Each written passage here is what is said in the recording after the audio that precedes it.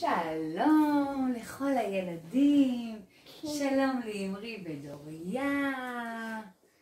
מה שלומכם? התקלחתם? כן. אתם מוכנים שנקריא לכם סיפור? כן. וגם לילדים? כן. טוב, אנחנו נקרא את הסיפור, איך קוראים לסיפור?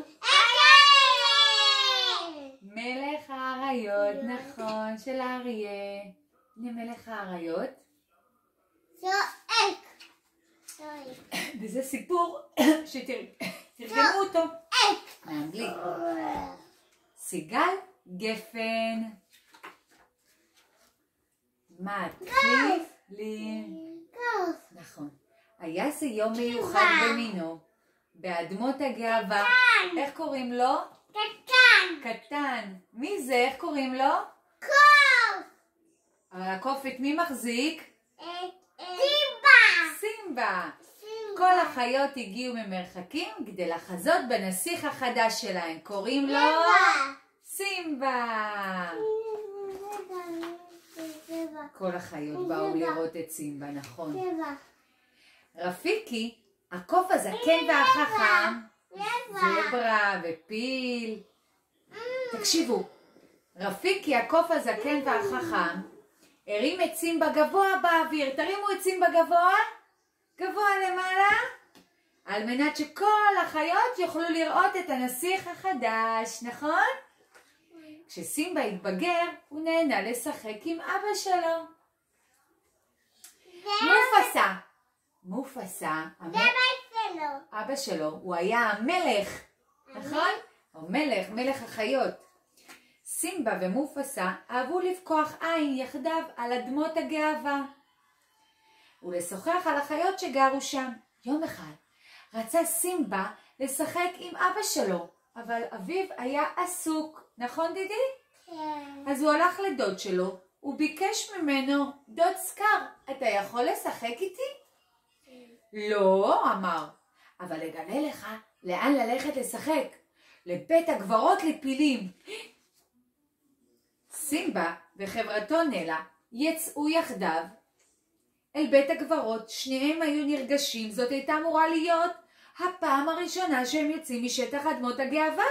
כן. ואז צבח זזו, הנה זזו, הוא צבח חזק, אסור לכם ללכת. למה אסור? יהיה פה אנשים.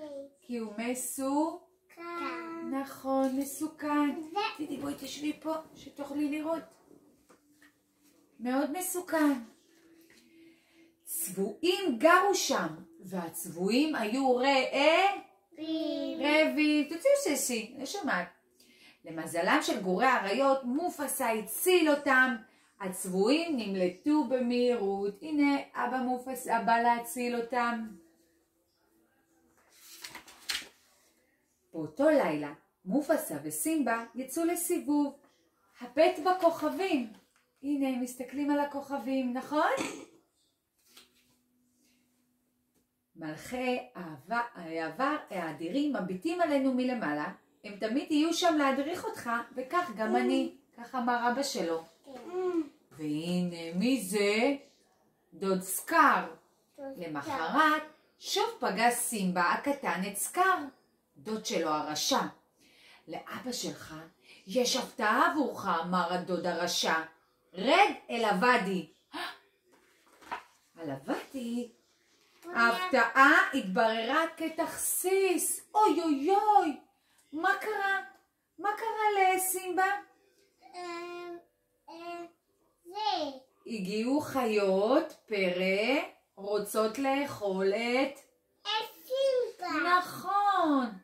ופתאום הגיע אבא שלו, אבא של סימבה, הוא רצה להציל אותו, אבל סקר דחף את מופסה מעבר לצוק. הוא נפל. נכון מאוד. מי נפל? המלך, נכון? אבא של סימבה. כן. אוי אוי אוי. הנה אמא שלו. הנה אמא שלו. נכון. ברח סימבה, אמר סקר, ברח ולעולם אל תחזור. סימבה חשב שהוא אשם במותו של אביו. אבא שלו מת, הוא נפל, נכון? אז הוא נמלט בריצה הרחק משם. סימבה רץ ורץ ורץ עד שהתמוטט. הנה סימבה התמוטט. אתם יודעים מה זה התמוטט? לא היה לו כוחות יותר.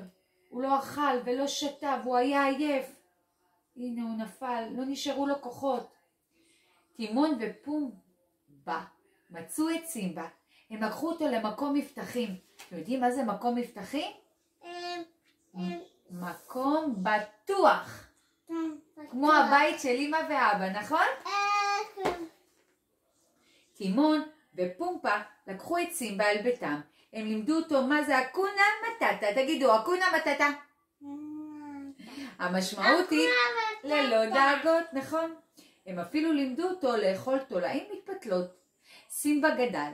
יום אחד נכנסה לביאה יפהפייה ליער. הייתה זאת נלה. שני האריות שמחו מאוד. כי מצאו אחד השני. הנה נלה. נכון. נלה סיפרה לסימבה שאדמות הגאווה נמצאות בסכנה. סקר השתלט עליהן, הדוד הרשע, וכל החיות מאוד פחדו ממנו. סימבה חשש לחזור הביתה. באותו לילה ראה סימבה את אביו בשמיים. הנה הוא רואה אותו בשמיים, את אבא שלו מדבר אליו, ואומר לו, זכור מי אתה. אתה ידע סימבה כי עליו לחזור הביתה. אתה ידע, זה עכשיו ידע. סימבה חזר אל אדמות הגאווה, כדי ללחום בסקר הרשע ולתפוס את מקומו. הנה הם נלחמים. הנה הם נלחמים. האריות נלחמו, ומי ניצח? מי ניצח במלחמה? סימבה. כפיים לסימבה. סימבה ציווה על סקר לא לשוב לעולם. סימבה טיפס על ראש צוק הגאווה ושאג בקול. הוא היה המלך, אדמות הגאווה שגשגו ופרחו. הנה סימבה, הוא ניצח. כל הכבוד. עכשיו, רגע, בוא שנייה אמרי לפה. בוא, אני רוצה לשאול אותך משהו. בוא חמוד. אתה רוצה עוד סיפור? רוצה עוד אחד? עכשיו אנחנו נעשה שמע ישראל לפני השינה. מוכנים? כן. שמע ישראל אדוני אדוני ברוך שם כבוד אחותו לעולם שיקה. לילה, תגידו לכולם לילה טוב. לילה טוב.